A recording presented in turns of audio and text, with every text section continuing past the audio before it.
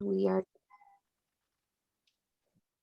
All right. Well, it's official. We're being recorded. Welcome, everybody, to The Fortune is in the Follow-Up. That's where like everyone applauds and is happy to be here. And so I'm your host today, Rebecca Del Pozo. And this class came about because of, well, we have to thank Jody Ackerman, actually. Where did she go? Is she here? We have to thank Jody. Everyone grab your little reaction emojis and send Jody hearts and thank yous and whatever emojis you can click on, just click on those. Just exercise all your emojis. These are Zoom exercises right here. Just click all the different emojis. Raise your hand, lower your hand. We just did morning exercises on Zoom. Good job. Okay, so we are talking about lead follow-up. It's one thing to go and generate leads, right? And we are always talking about lead generation. I've got to go and lead generate and go and prospect and find the leads. However, sometimes when we get those leads, they're not immediate, right? They don't want to do something with you today, or they don't even want to do something with you this week or next week. And so we wanted to talk about the fortune is in the follow-up, because there really are some incredible stories out there of people that have had some really great wins, that you just don't give up, you keep following up. And we always joke, well, it's Colleen, right? Unless they die or they ask you, remove me from your list. Once you meet someone, you add them into your METS database. And from that point until eternity, like, you're friends, right? You just assume the friendship, you assume they like you and that they're going to do business with you. So on our panel today, we've got Jessica Cord. Jessica, how long have you been licensed? 3 years. 3 years. I just started my 4th year. That's awesome. Wonderful. Thanks for being here. Stephanie, how about you? How many years in real estate? Licensed as an agent, heading into my 7th year. Awesome. And then you were in real estate before that, technically, as well, right? So a total of how many years in like real estate in general? 15. Sweet. No, 16 years. Awesome. Thanks for being with us. And Sarah Beatty, how long have you been licensed? October will be 3 years. Wonderful. So we're just going to pick the brains of these beautiful women today and ask them some different stories. So we're going to start off with when you got into real estate. Sarah, what was one of the most shocking things that happened? Like, you were thinking you were getting into real estate, that it was going to be this certain way. Like, what was kind of one of those kind of like, what? Like, I didn't even realize this had to happen in real estate. I didn't get paid right away. That's I didn't realize that I had to go fish for my food. I love it. That's a good one. Jessica, how about you? What was kind of shocking to you about real estate when you got into it? When they said that you weren't going to make money in the beginning, you really weren't. I was like, no way, that's not a thing. And then I was like, oh, that was a thing. Okay. I love it. All right, Stephanie, how about you? What was kind of surprising or shocking? I think that I'd already been in the business. So I think for me, it was more of the business side of it. So creating like my S Corp and umbrella policies and having disability insurance, just all of those things as coming as a self-employed person. Mm-hmm. That is what I didn't realize. So yeah, you just think you're going to get into it and sell houses, show houses, throw like $30,000 open house parties. It's going to be amazing, right? Yeah, just like those TV shows. Yeah, I'm just kidding. Absolutely. So, Sarah, will you tell us a follow-up story specifically about open house? What comes to mind when I say, tell me an open house follow-up story? Yeah, so I was actually hosting an open house for Kara Rogers, who's on here. I always have such great fortune at her open houses. And a neighbor came in to that open house and asked me if I could come by to give them a home evaluation. So of course, I scheduled right then and there, because that's always my goal at an open house, is to schedule an appointment within 48 hours. So I headed over there the next day and had a consult. Well, they weren't quite ready to buy. So I put them on a drip campaign and kept in touch with them. And I began to do my typical pop buys, and I added them to my pop buy list because I really felt like they were a potential client. So my very first pop buy for this one was in October. And I popped by a little bag of candy. So I do reverse trick or treating to my clients. So just surprise them with candy. She called me that evening and said, oh my gosh, we were just thinking about listing. We were looking at for realtors and then remembered you by your pop by. Can you come on over? We're going to list the house. So that's just one small one of many.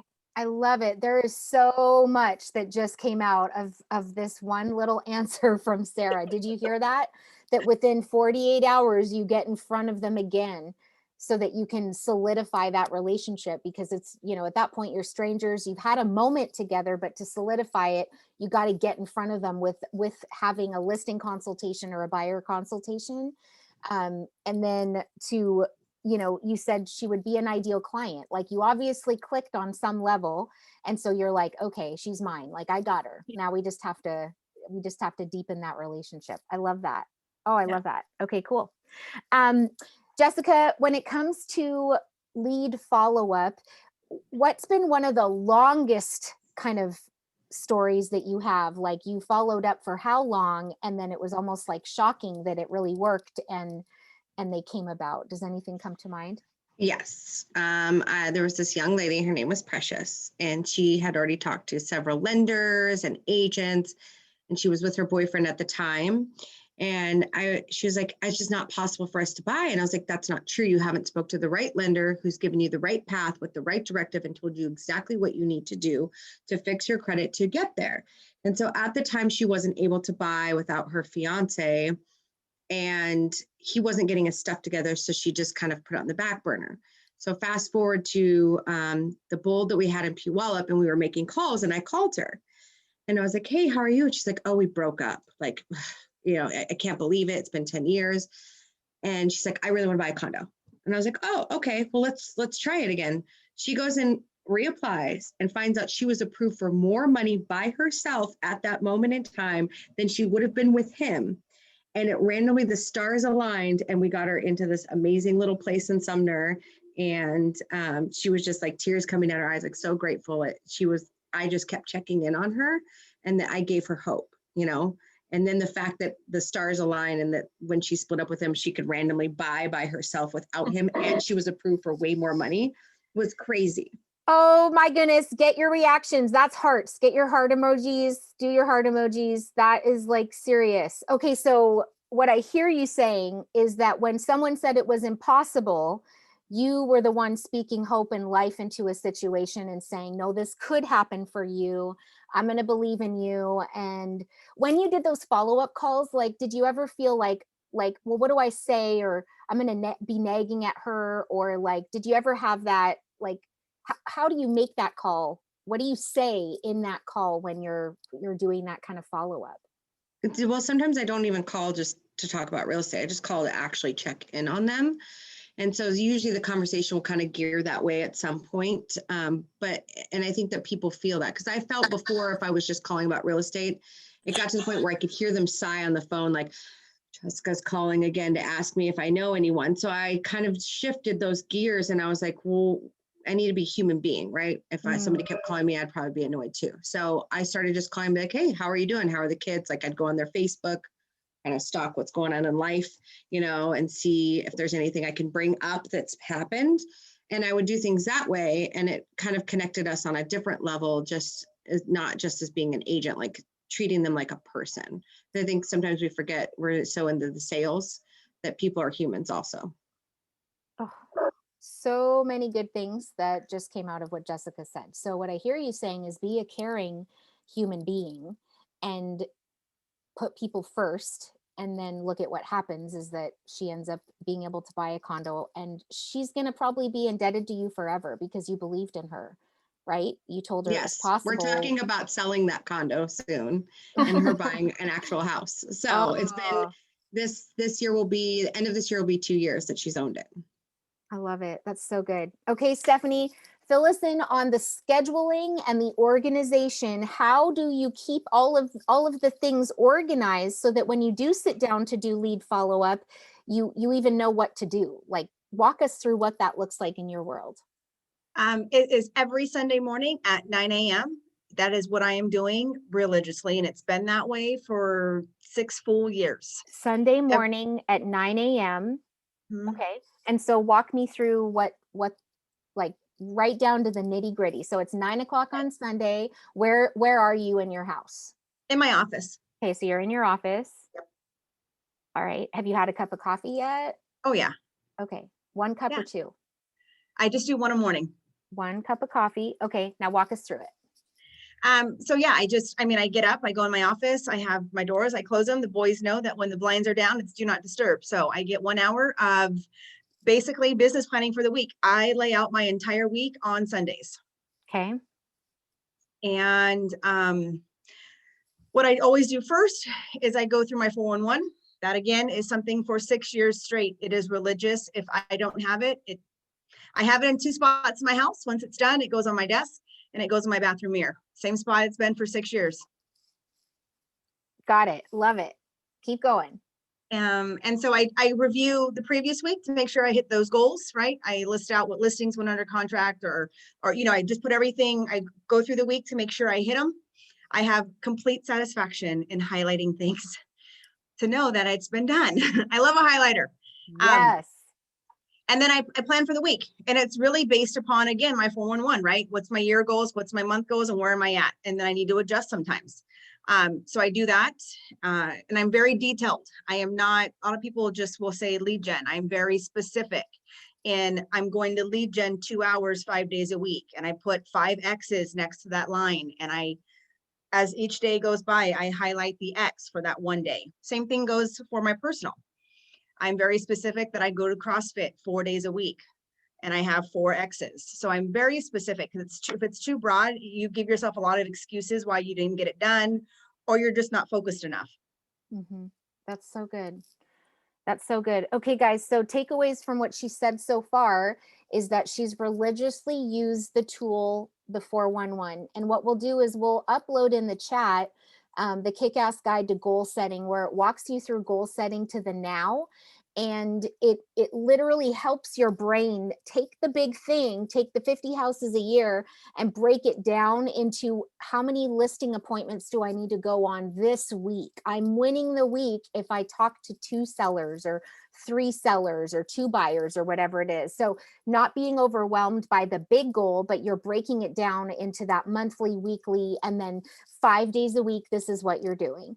So then let's talk through, it's that day 1, it's the first X of your 5 to do lead gen. What does that look like for you? Can I go back though real quick? Because Yeah. the biggest piece is to having control of your calendar and making sure you don't miss that lead gen is having life in order. Mm-hmm. So during that 1 hour, I'm not only planning my schedule, but my husband's schedule, who's also my business partner, my son's schedule. I know what days he's working, when he needs to be taken somewhere, and I plan our meal schedule. Because in order for me to hit everything I want to do, everything needs to be pre-planned as much as we can. That way I have those designated times to allow me to do those things I need to. Okay, so this is huge because, going through Bold, have all 3 of you attended Bold? Mm-hmm. Okay. And it's your business grows to the extent that you do. And so what I hear you saying is that the meal prep and the family prep and where everyone's going to be throughout the week is just as important. And if anything, it's more important to get that set up so that then you can then do the real estate part after all of that is in place. 100%. That's so good. Thanks for clarifying. Okay, cool. So then it's that day 1 of 5 to lead gen. What does that look like? So I always plan it out, right? I know that on Mondays, I'm tackling these leads from this lead source, right? I know that on Tuesday, I'm going to go hit this lead source and I'm going to go in, make my notes, update, all of that stuff. And then I plan out, pop buys. I'm a Buffini Levin girl. That is one of my biggest lead gen. It's why I'm 60% referral base right now. So what I do is we pre-make them for the entire month. Actually, today I have to order for July, so that way we're ready to rock and roll July 1st. And I put them in my car. And when I work smarter, not harder, right? So when you're out showing houses in Bonnie Lake, go hit those pop-bys while you're out there. Oh, I love that. And I've been using the tool where it says map my database in Yep. Kelly. So like it knows exactly your GPS location. And then you're like, oh yeah, that's right. I'm right next to the Smith family. I can pop by. So you're planning it out for the month, putting it in the car. Okay, cool. And then you're kind of doing categories. So you're saying, I'm doing open house follow-up this day. I'm doing, I met these people at this event or whatever else. And so you're kind of chunking them into these groups. Yep. Okay. And then what system do you use as far as like pipeline or CRM? Buffini. Buffini. Awesome. Yep. Sarah, what are you using for a tool to stay organized as far as pipeline and CRM? So I am using Market Leader. Market Leader. Cool. That's what I use too. Jessica, what do you use? I mean, everybody that's in contract is in command. I'm working on making some changes because right now, most of my stuff goes into a little notebook. But my business has grown so much that the notebook is, I need to shift. So we'll be shifting soon. Cool. I want to share on the screen real quick with you guys. I'm going to upload it into, if it will let me share my Excel? This is just a simple Excel spreadsheet. And so if you guys are on this call and you're like, oh my gosh, I don't have anything in place yet or whatever, it's totally fine. We'll share a really simple Excel spreadsheet where at the bottom of the page, can you see this right now? It says listing pipeline, buyer pipeline, referral pipeline, your gifts for referrals, and then your profit share pipeline. And so as you go through, you can literally, so incoming referrals, outgoing referrals, who the agent was, do you have a signed referral document for it yet? Here are the gifts. People gave a referral. And so did you give them that gift of a thank you for the referral or whatever else? And then just putting notes next to it. So don't overthink it. Like Jessica's building this incredibly huge business and she's doing it out of a notebook. And that's awesome. And then eventually she's going to transition into something like this or something online, right? That could be accessible to her and her assistants and other people in her world that need to be able to have access to that information as well. But don't overthink it. Like it doesn't have to be complicated. Keep it simple so that you just have a process and a system that works for you so that you stay on top of the follow-up. I love that. And I just Rebecca? want, go ahead. Sorry, somebody made a comment in the chat about what's a pop-by. A pop-by is just a small little gift, gesture, something. They usually have some catchy tags you can get, and you drop them off to your clients or people who you think could be a potential client. It's really just a really great way to get in front of someone and say hi. It's not meant to go in and have a 30-minute discussion. It's really just a, hey, I'm popping by in the area, wanted to say hi, how are you doing? And the biggest thing for a lot of the new agents is it doesn't have to cost a lot of money. Most of my pop-bys are $1.50 or under a piece. Can I give an example? Absolutely. So for 4th of July, we're popping by Poppets with a little tag that says popping by to thank you for your referrals, or, it can be very inexpensive. Dollar Tree is my friend. Dollar Tree, and if you buy like 50 at a time, you can do it online. And the thing is, you guys, here, if you're on the call and you're like, well, they haven't sent me referrals, that's the whole point. You are thanking them for the behavior in which you expect from them. Yeah. So the mindset is these people like me, they're going to do business with me, they're going to refer me business. And so I'm thanking them in advance for the thing I want them to do, right? And so it's coming from contribution and rewarding the behavior before it even happens. You're acting as if they've already sent you 5 referrals. How much love would you want to like give on that person if they'd given you 5 referrals? So you go into that place and go, wow, yes, I love this person. I'm happy to see this person, happy to give them this pop by, because if I do this, then I'm rewarding that behavior. And then there's this law of reciprocity that when you give something to someone, we're humans, we want to give back in some way. And so then it's like, well, the way that they love on you is what? Sending you referrals. And you make it clear on your little tag, thank you for sending me referrals. So I love that. Absolutely. Love that. Okay. So now when you're doing your follow-ups, could you give me an example like of Sarah, like talk me through, I'm someone that you met at an event of some kind, and you know that I'd be a potential client of yours. Just let's role play what that call would sound like. So where did we meet? Like, give me an example of a client that maybe you met somewhere. Oh, let's say that we just met at our kids' choir performance. Perfect. Okay, so now you're going to do your follow-up and call me. Okay. Hello? Hi, this is Sarah Beatty with Keller Williams. How are you? Oh, hi, Sarah. How's it going? Hey, it's going great. So I know I just met you last night, and I know that we had talked a little bit about your interest in purchasing a home. So I'm just calling because I was just hoping to get a cup of coffee with you and sit down and talk about your dreams and goals. Yeah, I didn't really want to say it out loud in front of everyone last night, but like, I guess I'm a little nervous that my credit isn't the greatest. I've got some debt and whatever. And I mean, I'd love to buy a house. I just don't know that I can. Yeah, absolutely. And that's totally understandable.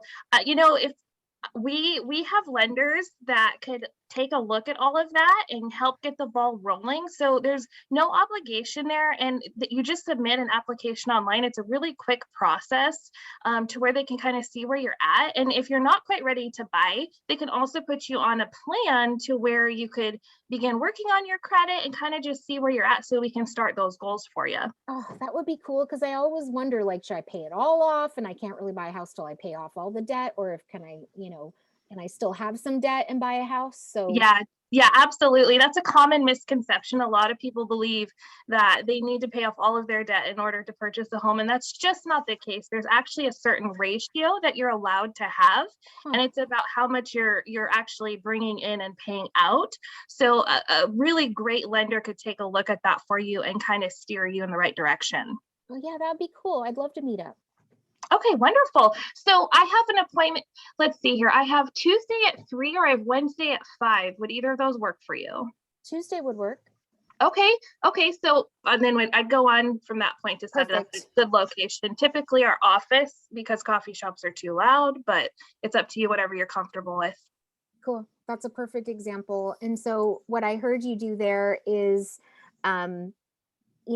say that you just want to meet for coffee. It's not like this big formal thing. Right. And that you gave me an option to meet right then and there. It wasn't like, hey, we should meet for coffee sometime and then hang up the phone. You actually like gave me 2 options to be able to say yes or no to. So that's awesome. That's awesome. Okay, cool. So Jessica, tell me what excuses you come up with to be able to follow up with people after meeting them at an open house. Oh, I got all those. I used to hold way too many open houses. And so it would just be my excuse to be like, well, I found one great lead here, so I don't need to call anyone else. I'll just call that one great lead. I'm not going to lie. I throw myself right underneath that bus. I got a book full of them. So I mean, I was holding so many, and honestly, like I didn't anticipate my business to go where it was, for being a newer agent and like closing what I've closed. I had no idea, I didn't know what I didn't know. And I really took, when I remember, because I'd come off of 2 teams, I'd been in a year, I went solo, I came to Puyallup, and I really kept hearing you saying it. And I think it was Carrie Johnson saying it, that they had just held a ton of open houses to get business. And I took that seriously and I hit the ground running. And so from there, I have a book of people that I need to put into, maybe there's some leads in there that weren't able to buy, at that time because the interest rates were higher and stuff. So I have some stuff I can follow up on now, but at that time, the excuse was definitely, I already have enough. I'll just call this one person because I know that they're a hot lead. the hot lead, the low hanging fruit, but that there Yep. could actually be more business to Yes. be made if you follow up with all the people that came. So Yes. Steph, can you walk me through, like, after an open house and you're looking at that list of people, what's the process that you use to be able to follow up with them? Well, nothing else exists until they get into my database. Like the call that comes in, the text that comes in, nothing happens. Nothing else matters until they get put into two spots. They get put into my database and my labels sheet for my monthly mailer. And then at that point in time, a handwritten note card will always go out.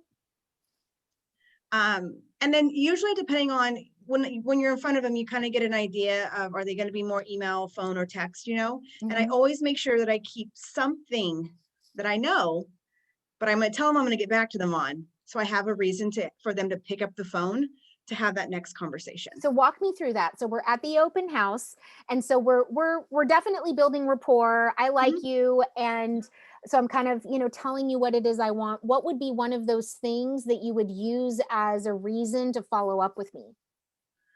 Like oftentimes they're going to say, is there an HOA? What are the rules and regulations, right? I always have those CC&Rs with me, but I don't want to give it to them because because if I give them everything that they've asked for, they don't have a need to pick up the phone when I call them back. But if they know that I've got a nugget for them that they wanted, they're going to pick up. Oh my gosh. Okay, guys, That's really there's good. another one. There's another one. Get your emojis out. Keep the nugget, hold the nugget. What do we want to refer to this as? You're hanging on to information so that they need you and that you have a reason, a legitimate reason to follow up with them after the fact. That is amazing. How many open houses are you holding, Stephanie, a week? Right now? Yeah. None. Okay. This was all, I did a lot of open houses in my first 4 years. It was every weekend. I didn't take weekends off. Yeah. I would usually on average hit 3 open houses a weekend.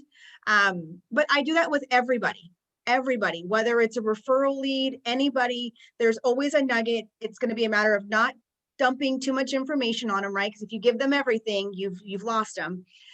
So it's really in any situation, open house, referral, anything. I need to hold on to something to give them a reason to pick up the phone again for me.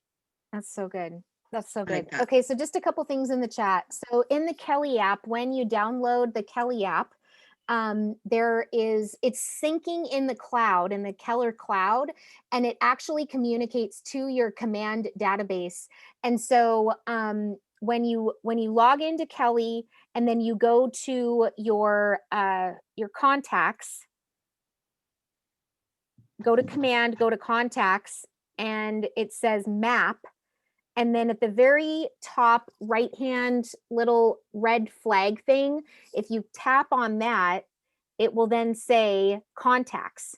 And so you can then search the area for your contacts. And so then all these little blue dots show up, and those are clients that's where my clients live based on the address that I've put into command. So that's how you use the Kelly app to map your database. You map your contacts is what that's called. There was another question here. Jessica, would you call people that you met at an open house that already have an agent? No.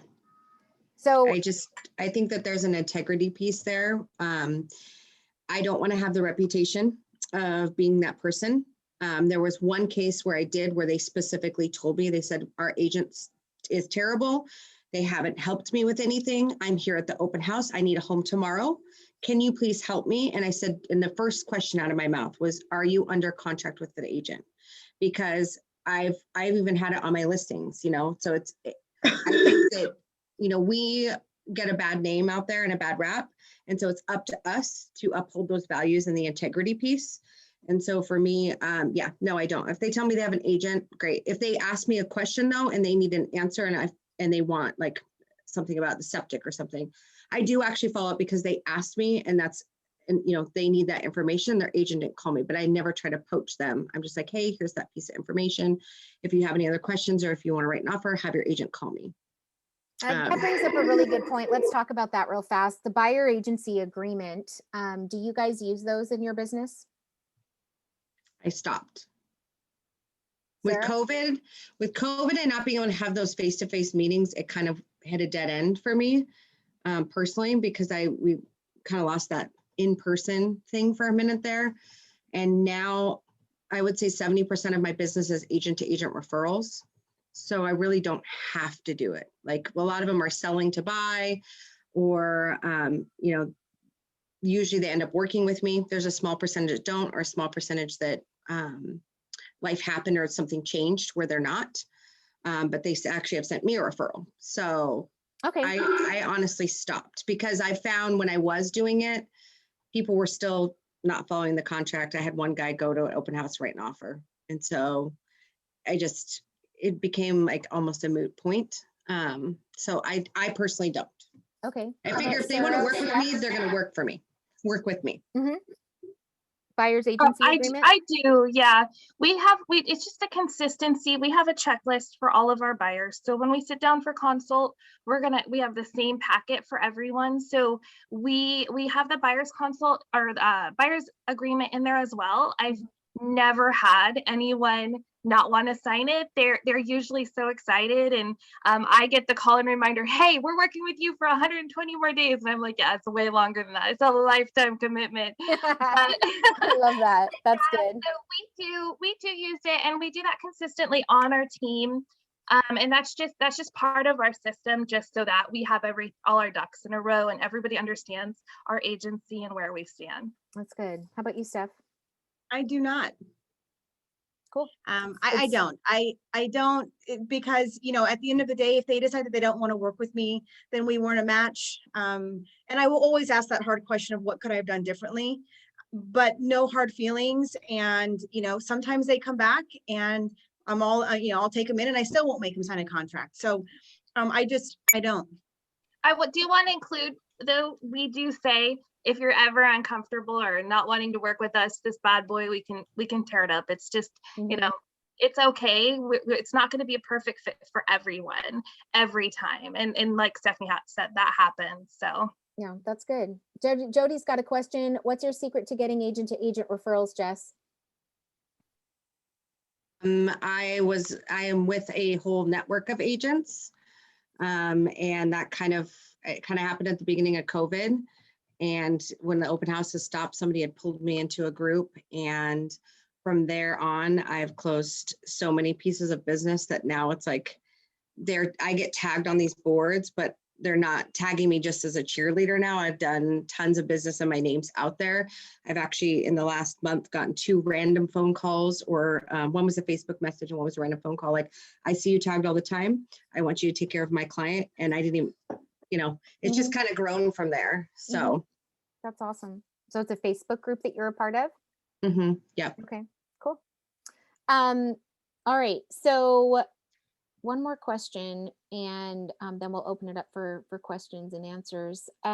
How often do you follow up and call if they don't take your call? Like, you've met someone, you connected with them, you put them in your database, they're on your pipeline, you're doing the follow-ups, but then they don't answer, they don't respond to texts or calls. Like, how long, or walk me through an example of kind of what that experience is like. Any of us? Go for it, Sarah. I'm not as aggressive as other agents. So what I do after I meet somebody at an open house is typically I'm going to send them, and even if they have an agent, I do send them a thank you card for popping by. If they put their address, I'm not poaching them. I'm probably not putting my business card in that one. But so I'm going to do a handwritten note. I'm going to do a follow-up phone call and text. Mine's on Monday, like Stephanie was saying. So I'm going to usually host on the weekend. Although right now I'm doing weekday hosts, so I'm kind of doing it every day. But I set aside time to make that phone call, shoot a text. But often what I've been doing lately is I've actually been sending a video text like, hi, it's Sarah. It was so nice to meet you at the open house. Just following up. Well, would love to get a cup of coffee over the next 2 days. Give me, shoot me back, let me know your thoughts. Or I follow up just with another property similar to the one that I was hosting. I found that that's one of the best ways to get people to give me their information is the first thing I say is, hey, would you like to be alerted of similar homes that come onto the market. So that way right there, I have their permission to follow up. So let's say that they're dead, they're not responding at all. I don't continue to bombard their personal cell phone at that point, but they're definitely already going into my drip campaign where they're going to be getting my monthly newsletters. If I have their address, they'll be getting my mailers. And then they're going to get a weekly, just a follow-up report for what the area we were in. So I'm going to put them on a drip campaign where they're seeing houses that are coming from me once a week after that point, until they unsubscribe, which I actually have had no one unsubscribe yet. And then they're going to get my monthly letter, which talks all about what we're doing as a team, events coming up, and then we feature a few houses on that letter as well. Awesome. So I really just keep them on that drip. And I have people that have been on that drip since the beginning of real estate. And my drip tells me when they're logging around on my website and messing around. So I'll see a random lead from 3 years ago popping up all the time. That's But good. so I'm not super consistent on like 18 calls or anything like that, because I really do want to focus my energy on the clients that are actively looking and responding.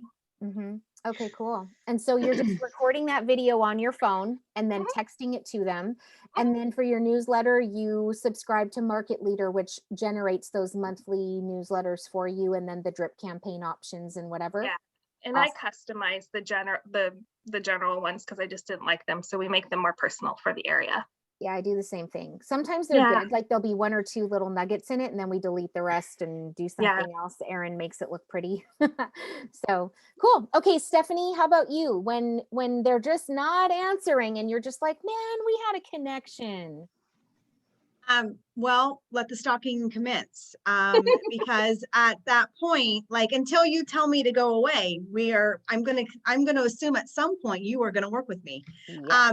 And so my rule of thumb in my business is that if you are a client of mine or you're somebody who maybe you haven't closed, but you refer, I will spend money on you, meaning pop buys and things of that nature.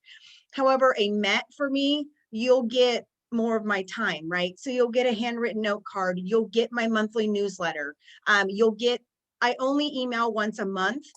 The same newsletter goes out in an email. And other than that, I'm very old school. I will pick up, I'm a girl. I don't let drip campaigns run my business. I will pick up the phone, whether it's a call or a text. And I just keep going. And what I've learned in this business is that a no is a no for right now. Circumstances will change, and eventually that no will become a yes. Okay, slow down. Whoa. What? Slow down and say that again. What? When they say no, it means no for now. For now. Yeah. Not forever. Yeah. I'll give you the best example. I met a gentleman, oh goodness, he's probably 6 years ago. And we had a wonderful connection. He wound up going into an open house since he bought it with that agent, and that was fine. But we still kept in touch because we had a really good vibe, you know. Last night I signed 2 listing agreements for his rentals. I love it. That is awesome. I love it. Okay, Jess, what about you? The follow-up. They don't answer and you were like, man, we totally connected. Oh gosh. The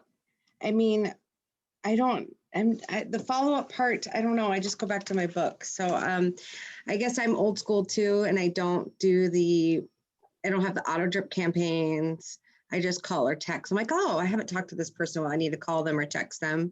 But I think it goes back to that personal piece. Like I don't just call them or text them just to talk real estate. Like I just call them to have a human interaction with them. And sometimes, to be honest, like because I'm single and I don't have a boyfriend and I just got my kid, that they kind of like take that place. So it's like, oh, I get to have a conversation with someone, and I don't mind sitting on the phone for 30 minutes with someone. So I love that. That is so good. So good. Okay. So we're going to open it up to our group that are here. And Jeff and Michelle are saying that's golden. A no is no for now, not forever. And so don't remove them. Don't, right? Until they die or they say, do not call me. You are going to assume that they like you and that they're going to work with you and they're going to send you referrals, right? So let's open up. If you have a question, use your digital hand, please raise your hand, click on reactions, and then raise hand is what you would click on if you have a question for our lovely panelists today about anything life, real estate, what kind of meals Steph preps and plans for on Sundays. What, anyone have any questions? Dustin, I'm gonna ask you to unmute, go for it. So my question was, how do I actually set up a drip campaign? Because I heard it mentioned a few times, and I really like that, you know, you can be working with all these people, but not have that time, you know, blocked in your schedule. Yeah, absolutely. So at Keller Williams, we have a couple of different ways that you can do that. It's called a smart plan in Command. And so you can watch the tutorials, you upload people into Command as contacts, then you tag them. And once they're tagged, you can put them onto a specific smart plan. Now the smart plan is just a reminder prompt. So some days you'll log in and it says, call this person. Next, you'll log in, it says, text this person. You'll log in, it says, hey, we're sending out the monthly nurture email on your behalf. It tracks all the emails that you're sending and texts. And then it also tracks how much activity they're doing on your Command website. So if all of a sudden there's a bunch of activity and you ask Kelly, who should I call today? She'll actually tell you based on their activity, hey, this person's been, you know, clicking around on stuff. So that's one option. The other option that Sarah mentioned is Market Leader. It's $100 a month or so, thereabouts. And it's exactly the same thing. It's you upload your contacts into this database, you create a couple of follow-up plans that have that automate, and they're not always emails. It's a prompt for a text or a call or whatever else. So you can ask Jana for help, or, you know, click into the Command tutorials for smart plans. That's a great question. All right, Carol, what's your question? So on leads that you haven't made a contact with, I get it through a lead source. And are you entering those in, like, before you, I mean, while you're making the phone calls or after you've actually talked to someone? Steph? I put them in immediately. In my database, I'm able to assign them. And so I assign via, if they're A+, an A, a B, a C, or a D. And so as communication begins, they get to move to the next step.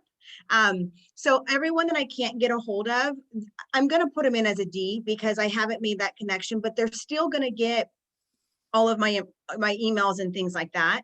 I don't hit them hard. They'll get that one. And so and then once a week I go in and I will update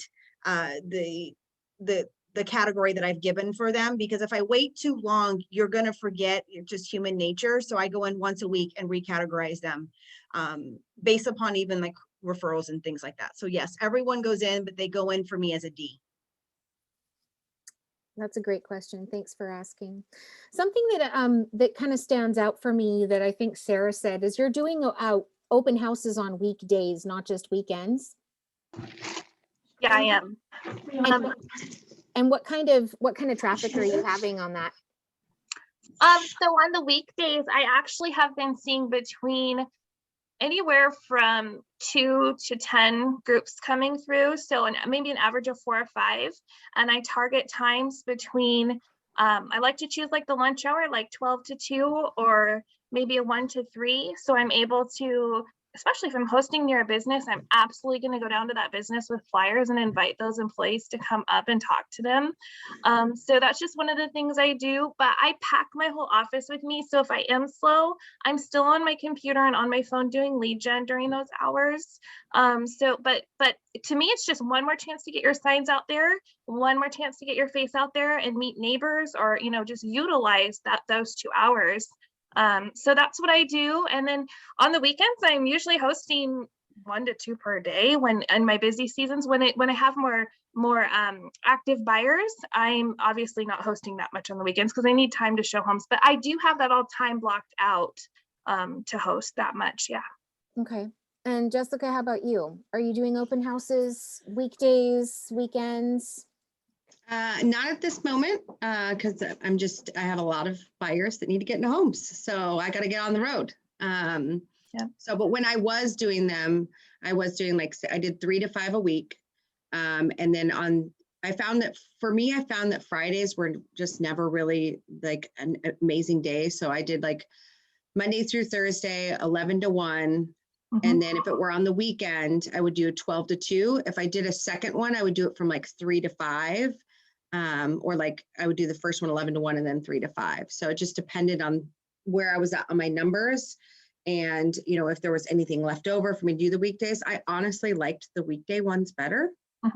And then I had a rule of thumb that I would never make phone calls when I was at the open house. Right. Because I felt we had one chance to make a first impression. And if I'm on the phone and I have this one here and this one here, somebody gets slighted and you lose business. So I would always do like computer work and like texting stuff, but I would never answer my phone. I love that. That's a really good rule. Now, Steph, you're further along in business and it's established. If you could go, back, you did that kind of that hustle, that grind of a lot of open houses.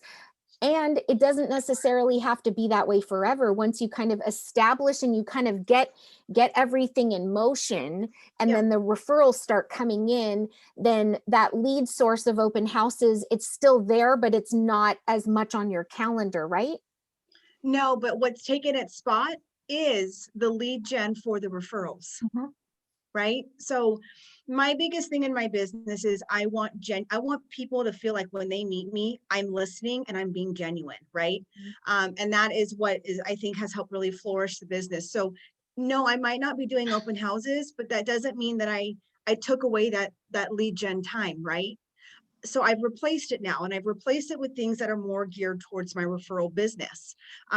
Every week I send out 20 handwritten cards to clients with inspirational stickers. Everyone right now, a lot of people I'm seeing on social media are going through tough times. I want them to know that I'm here and I'm thinking that little thing. And so that's very much, so I've just replaced it. I may not have time for the open houses. So instead of watching TV, or when I'm watching TV at 10 o'clock at night, I might be writing some handwritten note cards because I'm out on Saturdays doing showings and listing appointments. Yeah, no, that's good. That's good. All right. Any other questions? We're going to wrap it up here in just a minute. I just wanted to note really quick that what Stephanie has taught me about open houses and pop buys is really a big factor of what I built my business on, especially her pop buy. Her personal connection with her clients is genuine, and what she's saying, she truly does. And when you put those things into practice, it makes all the difference. So we transferred more into a referral base in our second year because of those things. I sat in a mastermind and listened to her give those tips and immediately started doing them. So yes, we're still doing open houses and all of that because I'm trying to generate leads as much as I can right now. And I'm excited. I actually love open houses, but it was that pop by. You heard my very first story was due to the pop by of the listening. So I just wanted to bring that up because take note of what she's saying. It's very, very useful for your business. That's good. That's good. And then there's a question. It says, what about mining your database for follow-up? I mean, that's essentially what you're doing, Steph, is that pop by, right, Sarah? It's like you're doing the follow-ups, right? Just like once they become your client, then they're hearing from you how often? All the time. Yeah, I call all the time too. I'm like, how's your house going? Can I come by? Can I see what you did to it? Thanks. Well, and I think like Keller Williams has, what's that touch plan that we have? What's that? The 36 touch. Yeah. Right. Yeah. So I did that with my MAPS coach, and I found out that I actually touch my clients about 60 times a year. Yep. Because it's the monthly mailer, it's the email, it's the happy birthday, happy home anniversary that I reach out to them. It's the pop buys, it's the cards. So, and the thing is that they know we're an agent. So we just letting them know that we genuinely care about them and their family. They're always going to remember that we're an agent. We don't always have to, let them know all the time and ask them, for the referrals. Yep. No, that's really good. Okay, Dustin, go. So I feel like vendors is an area that I don't know very much about. Do you want to like establish follow-ups with vendors as well? Just Yep, absolutely. The exact same program, just a little bit different because they are small business owners and self-employed, right? So you just come up with things that would be appropriate for their business, and then obviously looking to build their business and send them referrals coming from contribution. So very similar kind of follow-up plan, like them on LinkedIn, like their Facebook page, you know, leave a review on their Facebook business page, right? When you're wanting something, you go do it. So if you want more Facebook reviews, go give Facebook reviews. If you want more Google reviews, go give a few people some Google reviews. So you go give what it is that you're wanting, and it will definitely come back to you. And you can do that for vendors. Definitely. Yeah, that's a good question. I think you Jody? treat your vendors the same way as clients, because Mhm. when you're in a pinch and a pickle, if you've got that rapport, they'll get out there right away and bump you forward. Yep. Absolutely. Jody, you have a question? Yeah, so with Facebook follow-up, that's one thing that I get a lot of leads on Facebook, either it be from buy-sell trade groups or just people tagging me. So what's a good way to follow up with those people and get an appointment? Who wants to answer that? I don't do a lot on Facebook. The team does that, so I don't. When I do get a lead from, like, again, it'll be a client or something like that, I'm quick to always ask, hey, I'm setting up your file, we're gonna have a discussion, and I go after the key things that I need for my database. To me, they're not treated any differently than if somebody was to text me or call me.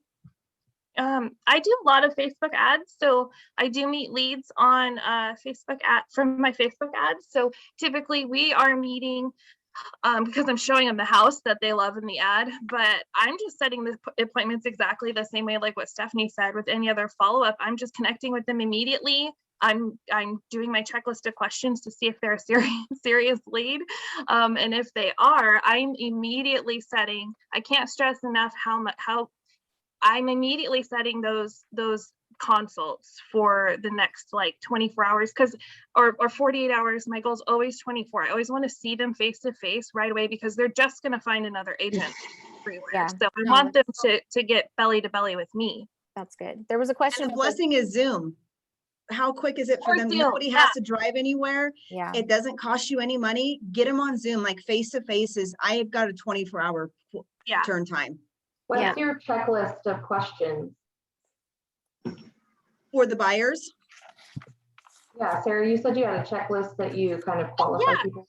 So I'm going to ask them, first of all, I'm going to find out their timeline. I'm going to find out if they've talked to a lender.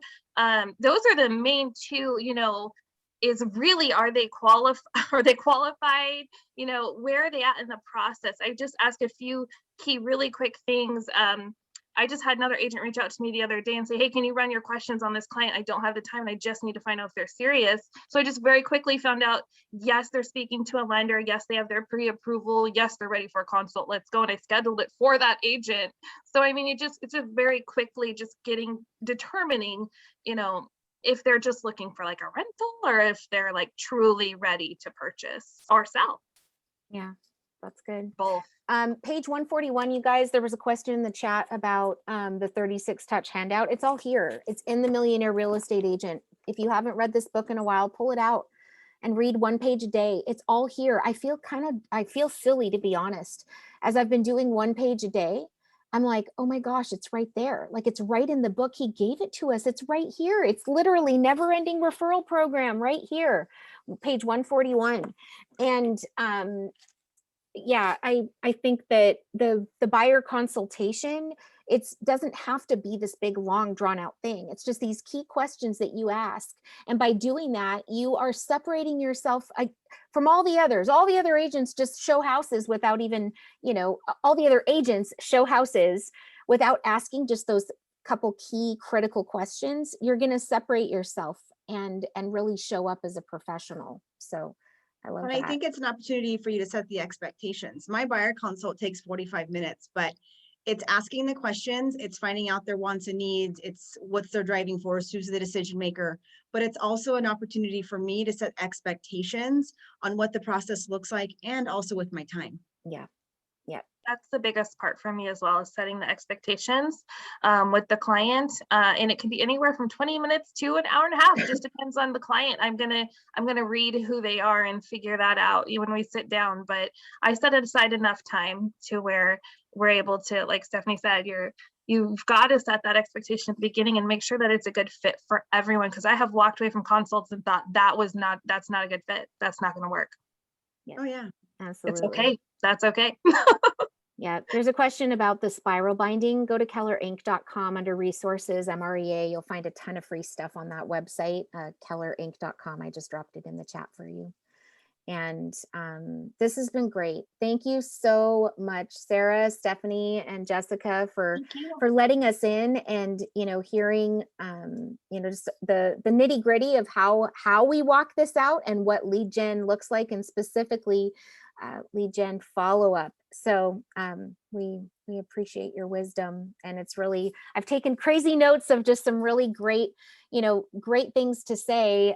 One of my takeaways is open houses on weekdays work, right? And then you guys, I'd love to see the chat right now. Let's blow up the chat with your ahas. What's a takeaway that you've had? Pages and pages of notes, Dustin, I see ya. And in the chat, blow up the chat right now with what's a takeaway? What's an aha that you heard that you're like, wow, I hadn't really thought about that in a while. Or, that's golden. So let me see the chat. Pop buys. Yep. Definitely having that excuse to follow up and give somebody something. And now with COVID and it's okay to pop by, right? And doing the more in-person activities, prepping the week so that we can focus on lead gen, not the busy stuff, personal life, business prepping. Love that. Yes. Follow up within 48 hours. Get in front of them. Thinking in advance for the behavior I want to see. Thanking in advance. Yes. Keep some info. Yes. Keep some info that they want so that they will expect your call and want to take your call after the fact. Definitely. Asking at the open house, would you like to be alerted when similar properties come on the market? Weekday open houses, pop buys, prep for the week, nuggets, all gems. Wonderful stuff. Thank you so much, you guys. Hope you have a great rest of your day, and we will see you soon. Bye, guys. Bye.